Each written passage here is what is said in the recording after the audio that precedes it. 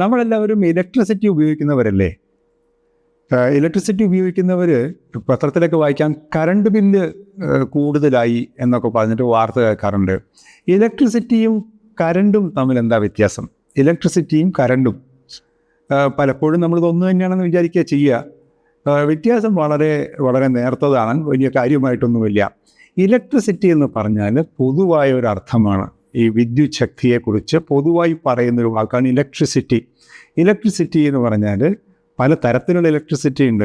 Move ചെയ്യുന്ന electricity കണ്ടക്ടിവിറ്റിയിലൂടെ, അതിങ്ങനെ ചാലകത്തിലൂടെ ഇങ്ങനെ മൂവ് ചെയ്യാണ് ചെയ്യുക ഒരു സ്ഥലത്ത് നിന്ന് മറ്റൊരു സ്ഥലത്തേക്ക്.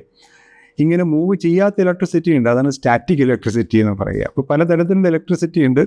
ഇലക്ട്രിസിറ്റി ബേസിക്കലി നമ്മളെല്ലാം പറയുന്ന പോലെ വിദ്യുത് ശക്തി തന്നെയാണ്, അതിന് വിശാലമായ അർത്ഥത്തിലാണെന്ന് മാത്രം.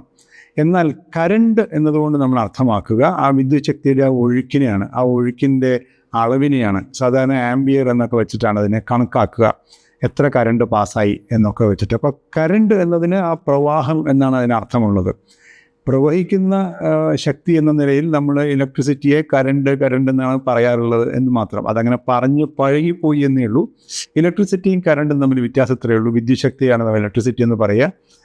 കറണ്ട് ബേസിക്കലി അതിൻ്റെ ഒഴുക്കാണ്. എത്രമാത്രം കറണ്ട് കിട്ടുന്നുണ്ട്, എത്രമാത്രം ഇലക്ട്രിസിറ്റി വരുന്നുണ്ട് എന്നുള്ള ആംബിയറിൽ പറയുന്ന ഒരു മെഷർമെൻറ്റ്.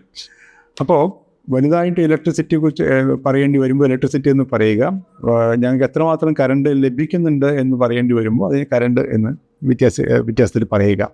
ഇംഗ്ലീഷ് ഭാഷയുടെ ഇതുപോലുള്ള കൃത്യമായ വ്യത്യാസത്തോടെ മനസ്സിലാക്കി വെക്കുകയാണെങ്കിൽ സംസാരം എപ്പോഴും കൃത്യമായിരിക്കും, ഭാഷ ശുദ്ധമായിരിക്കും. ധാരാളം വാക്കുകൾ ഇങ്ങനെ ഞങ്ങൾ നമ്മളുടെ യൂട്യൂബ് ചാനലിൽ കൊടുത്തിട്ടുണ്ട്. പല വാക്കുകളുടെയും അർത്ഥത്തിൻ്റെ വ്യത്യാസങ്ങൾ നിങ്ങൾക്ക് അവിടെ നിന്ന് കണ്ടുമുട്ടാൻ കഴിയും. അത് കാണാൻ ശ്രമിക്കുക.